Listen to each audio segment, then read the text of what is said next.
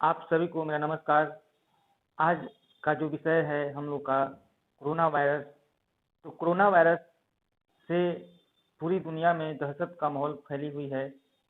भारत में कोरोना संक्रमित लोगों की संख्या जो लगातार बढ़ रही है, इसको रोकने का प्रयास और अपने आप को बचाने का प्रयास भी करना है।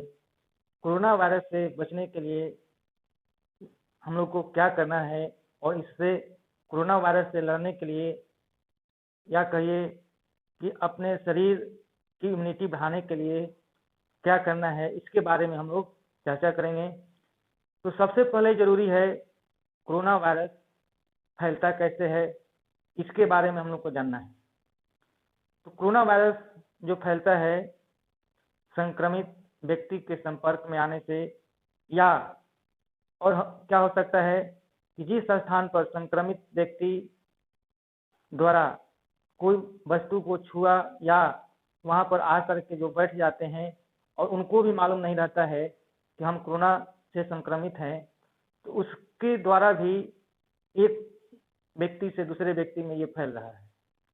तो सबसे बहुत ज़रूरी है कि हम लोग कहीं भी जाएं तो अपने आप को सुरक्षित रखने के लिए प्रयास करें कि कोई वस्तु या कोई भी जगह पर अनावश्यक हम लोग बैठना नहीं है, या बैठेंगे तो अपने सुरक्षा कवच यानी जो हम लोग मास्क का इस्तेमाल कर रहे हैं, हैंड सैनिटाइजर का इस्तेमाल कर रहे हैं, तो उसका हम लोग उपयोग करेंगे।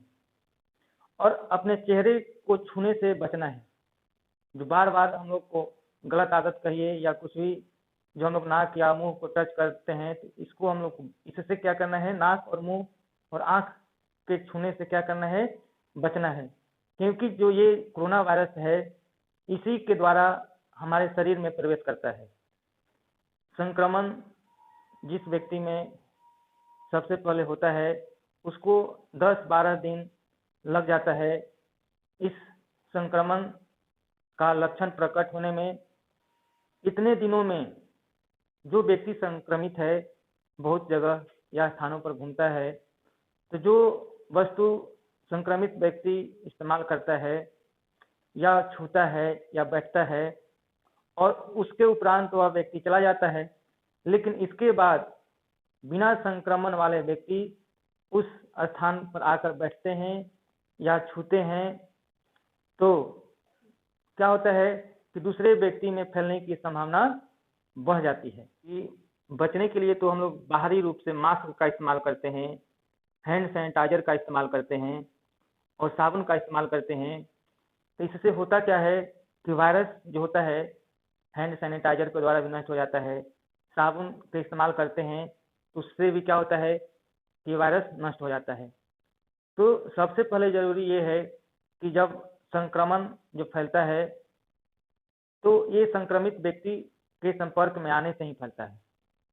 संक्रमित व्यक्ति को भी मालूम नहीं रहता है कि हम में कोरोना वायरस का संक्रमण है, और वो क्या करते हैं कि वो जिस स्थान पर जाते हैं या कोई वस्तु का इस्तेमाल करते हैं, या हम लोग मान लिया जाए कि एटीएम का भी इस्तेमाल कर रहे हैं, या हम लोग कहीं किसी स्थान पर या दुकान पर गए, रेलिंग जो होता है वो संक्रमित व्यक्ति के द्वारा छू दिया जाता है, तो दूसरे व्यक्ति में भी उससे फैलने की संभावना बढ़ जाती है।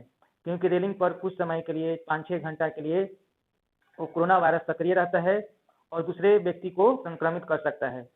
तो इससे होता क्या है कि हम लोग को चाहिए कि हम लोग कहीं भी जाएं, जरूरी का सामान खरीदना हो या दवा खरीदना हो, तो मास्क के साथ साथ हम लोग ग्लव्स जो होता है उसका भी हम लोग इस्तेमाल करेंगे, या हैंड सैनिटाइजर का भी इस्तेमाल करेंगे, ताकि मान लिया जाए कहीं हम लोग किसी पर्स को छुए हैं, वहाँ पर कोरोना वायरस हो सकता है। तो अपने शक को या इससे बचने के लिए हम लोग हैंड सैनिटाइजर का इस्तेमाल करना है, ताकि जो वायरस किसी पर्स या वस्तु पर होगा तो नष्ट हो जाएगा। इसलिए हम लोग को हैंड सैनिटाइजर का इस्तेमाल करना है, या साबुन का भी इस्तेमाल करेंगे तो पूरी तरीका से हम लोग रगड़ रगड़ करके हाथ को धो लेना है, ताकि जो वायरस यदि पर्स या कोई वस्तु को हम लोग छुए हैं तो पर्स से हम लोग हाथ पर वायरस ना आ जाए। इसके लिए हम लोग को हैंड सैनिटाइजर या साबुन का इस्तेमाल करना है। और इसके बाद हम लोग को जानना है, संक्रमण से बचना है तो हम लोग को ये उपाय करना पड़ेगा। जैसे कि पानी जो है गर्म करके फिटकरी डाल करके गलाला करते रहना है। इसके बाद क्या करना है, संक्रमण से बचने के लिए कि विटामिन सी युक्त भोजन करना है ताकि हम लोग को संक्रमण न हो।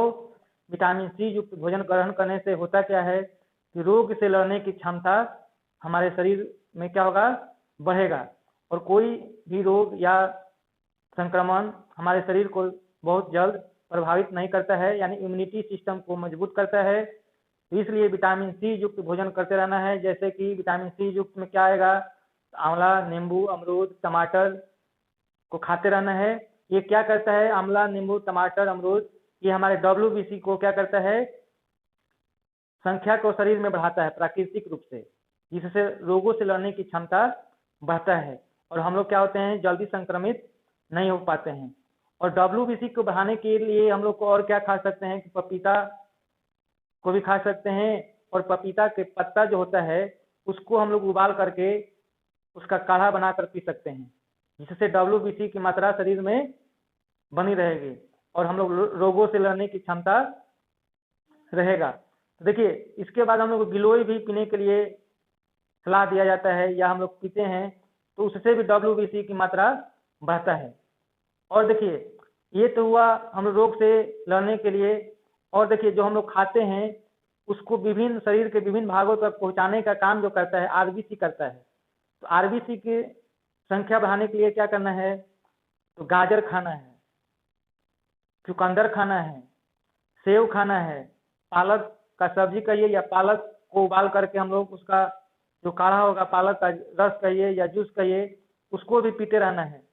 इससे होगा क्या कि भोजन का परिवहन तंत्र मजबूत होगा। हमारे शरीर में जो भोजन का परिवहन करता है RBC, और ऑक्सीजन का भी परिवहन करता है, यानी परिवहन तंत्र भी मजबूत रखना है। और प्रतिरोधक क्षमता बढ़ाने के लिए WBC की संख्या को भी बरकरार रखना है। इसके लिए RBC को बढ़ाने के लिए हम लोग चुकंदर, गाजर, पालक हम लोग खाएंगे तो भोजन में परिवहन तंत्र मजबूत होगा। भोजन में परिवहन तंत्र मजबूत होने के साथ RBC का काम होता है ऑक्सीजन को विभिन्न भागों तक शरीर को पहुंचा देना। यानी जो ऑक्सीजन हम लोग सांस लेते हैं, फेफड़ा में जाता है ऑक्सीजन, तो उसको पकड़ने का काम RBC में मौजूद होमोग्लोबिन का काम होता है। और देखिए, होमोग्लोबिन ऑक्सीजन को होमोग्लोबिन के रूप में शरीर के विभिन्न भागों तक पहुंचाता है। यदि होमोग्लोबिन हमारे शरीर में कम हो जाए तो हम लोग को दम घुटने की समस्या उत्पन्न हो जाती है, यानी सांस लेने में कठिनाइयां होने लगता है। तो RBC की संख्या को बनाए रखना है।